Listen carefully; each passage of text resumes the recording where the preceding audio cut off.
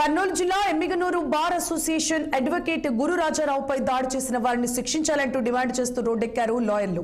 పత్తికొండ 4 స్తంభాల కూడలి దగ్గర రోడ్డుపై ధర్నా నిర్వహించిన అనంతరం లాయర్లు ఆర్డీఓకు ఒక వినతి పత్రం అందజేశారు.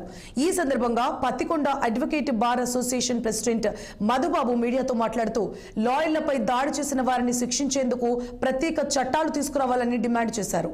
అలాగే అడ్వకేట్ గురు రాజారావుపై దాడి చేసిన వారిని కఠినంగా శిక్షించాలని డిమాండ్ చేశారు.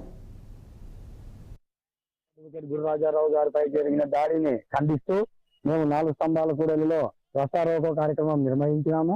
అలాగే ఆర్డీఓ గారికి మెమరాండం కూడా ఇవ్వడం జరిగింది. ఈ రోజు న్యాయవాదులకు ఎక్కడ కూడా రక్షణ లేకోకుండా వెళ్ళిపోతుంది. అక్కడ చూస్తే డాక్టర్లకి రక్షణ చట్టం ఉంది, అందరికీ రక్షణ చట్టాలు ఉన్నాయి. పోలీసులపై జరిగిన దాడులకి పోలీసు వారు వాళ్ళ తగ్గట్టు సెక్షన్లు కట్టుకొని వాళ్ళ తగ్గట్టు వాళ్ళ పైన కేసులు కట్టి వాళ్ళు తగ్గట్టు వాళ్ళు చేసుకుంటున్నారు. కానీ మా పైన ఈ రోజు గుర్రాజా గారి పైన జరిగిన దాడికి కేవలం 324 మాత్రమే కట్టి దుండగుల్ని ఎటువంటి అరెస్ట్ చేయకోకుండా 41 నోటీస్ ఇచ్చే స్టేజ్ లో ఉన్నారు. ఇలాంటివి జరగకూడదు.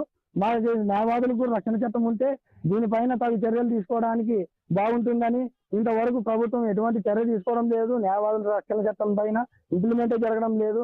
దీనిపై మేము ఆర్డీఓ గారికి కూడా మేము ఈ రోజు మెమరాండం ఇవ్వడం జరిగింది. పత్తికొండ న్యాయవాదుల సంఘం ఆధ్వర్యంలోన మరి పత్తికొండ 4 స్తంభాల దగ్గర రస్తారోకో నిర్వహించి మరి ఆర్డీఓ గారికి మెమరాండం ఇవ్వడం జరిగింది. ఇది ప్రధానంగా దీని ఉద్దేశం మరి న్యాయవాదుల పైన రోజు రోజుకి రాష్ట్ర వ్యాప్తంగా దాడులు జరుగుతూ ఉన్నాయి. అందులో ప్రత్యేకంగా మన ఎమ్మిగనూరు బార్ అసోసియేషన్ లో ఉన్నటువంటి గురు రాజారావు గారి పైన మరి మొన్న ఆదివారం నాడు మరి విచక్షణ రహితంగా దాడి చేసి ఆయన్ని చంపాలనే ప్రయత్నం చేశారు. మరి అలాంటి దుండగుల పైన మరి కఠినమైన శిక్షలు నిర్వహించి మరి వారిని వెంటనే అరెస్ట్ చేయాలని చెప్పేసి, అదేవిధంగా రాష్ట్ర వ్యాప్తంగా న్యాయవాదుల పైన జరుగుతున్న దాడులు అరికట్టాలని మరి వారికి రక్షణ చట్టం తీసుకురావాలని చెప్పేసి మేము డిమాండ్ చేస్తా ఉన్నాం.